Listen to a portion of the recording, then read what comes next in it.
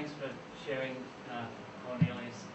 From what I hear you saying, there's quite a bit of experimentation involved in looking for those triggers, and I guess that's the goal, isn't it, to find those sensitive parts of ourselves.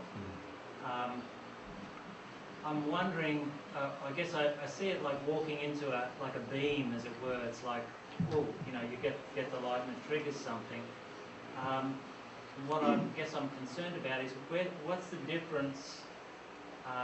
It's like you could totally immerse yourself and wallow in that. Is it like you just go in enough just to trigger something and then be with what's triggered, rather than just sort of keep going. Yeah.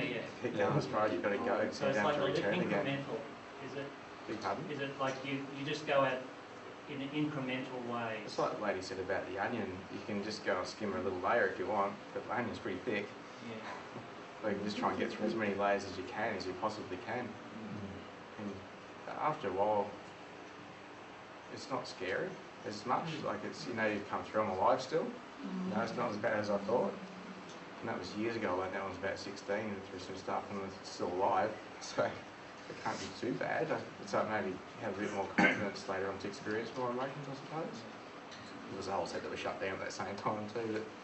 But and it's also like, have you heard the term God only gives you what you can handle sort of thing? I think that's, I don't know if that's true or not, but it's your own desire. It's kind of more about your own desire, where how far are you willing, you know, how much do you want this stuff out of yourself? How much mud do you want to spray off? How happy do you want to be? It seems like your willingness to jump into it, your capacity to do that seems to have increased, is that right? I suppose anything, like you do it over time, you get more confident at something, or you know the process, or you know what you're doing, you start to, got yourself out there. You know what you're doing after a while, you become more self-aware of what's going on, emotionally. But the key is, go right into the emotion. But don't stay in capping emotions. What I mean, and we were talking about this more a little later, is a lot of us get into an emotion, like say the emotion of, like, I hate women comes up, right? So, you know, with what women have done to me and all those kind of things, I finish up feeling this feeling of emotion inside of me of hating women. Let's say that's emotions inside of me, and if I'm a woman, let's say it's that I hate men emotion, right? Is inside of me. If that emotion, if I stay in that emotion, rather than actually experiencing that emotion, I could actually do some very, very damaging things from that point onwards to women or men, right? The key is to get into the emotion. So let's say the emotion is I hate women, and then get out boxing gloves or a bag or a bat, and just go hell for leather, just expressing that emotion to its full depth in a situation where you're not projecting the emotion on other people, right? And just go for it, and really, really go for it, and really get into it. If you do that within a few minutes, generally, you'll get underneath that emotion and into the grief that emotion covers. You follow me? But if you don't fully express it, you will seethe with it. And when you seethe with it, you will not address the emotion. And on top of that, you will actually be projecting lots of damaging emotion to every single person around you, your own children, every single person around you will be receiving those emotions because you're not owning them. The instant you own it will be the instant you choose to fully experience it and do it in a setting that is a safe setting. And so this is where, in the end, every setting will be a safe setting, right? Like somebody will, somebody will trigger your I hate women emotion, and you'll be able to just go outside and yell and scream and rant and rave, and everyone will say, isn't it great? He's just connected with that emotion, right? Nowadays, what happens a lot, though, when somebody goes outside and rants and raves and carries on about something, what do we all feel? Heaps of judgment, don't we? And so, therefore, they shut down, and they never get to the underlying grief. And so, we stay in the capping emotions often. So don't stay in those. Go into them and fully experience them. Really allow yourself to fully experience the capping emotion. So like this week I've had a lot of rage with God, and so I'm out with a baseball bat, swearing and screaming and banging, right? And I'll describe some of those emotions that I was feeling a little later.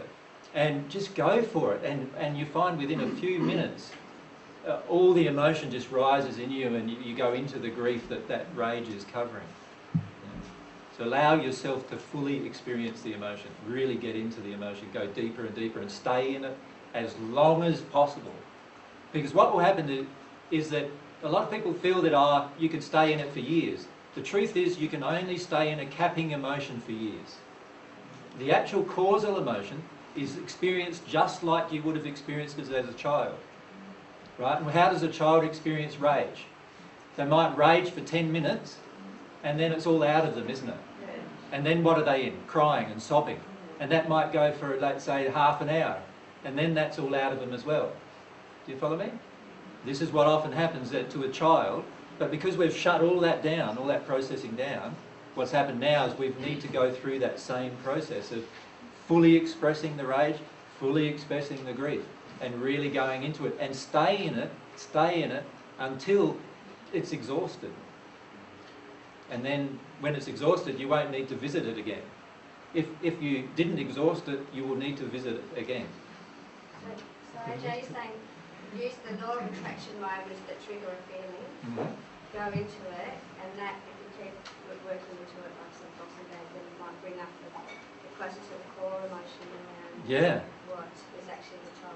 And you don't even need to use the law of attraction moments. If you know that this week you had 3 times where you were angry with men, for example, then you can actually, you can write that down right at that moment, even if you don't feel you can experience it, and just revisit those first thing, Friday night, come home, all right, I'm going to deal with this anger with men. You don't need to wait for another law of attraction trigger to deal with it. Just put yourself back into those situations, get out something that can express your rage, and fully express the rage to such an extent that you're like a child expressing the rage.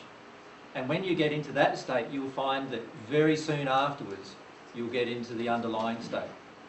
If you don't do that, what will happen is you'll stay in a seething state, in a simmering state, right? And when you stay in a simmering state, there are people in the spirit world who've stayed in that state for tens of thousands of years, in a seething state, right? Where you're seething but not actually experiencing the underlying emotion. So I'm not suggesting doing that. Yeah. It's to spirit world, isn't it? I was talking to a spirit still affected, a couple of spirits still affected by my actions in like 2,000 years ago, still in that state. It's a long, long time. It's so sad that they have to be in that state. They don't have to be, but they choose to be.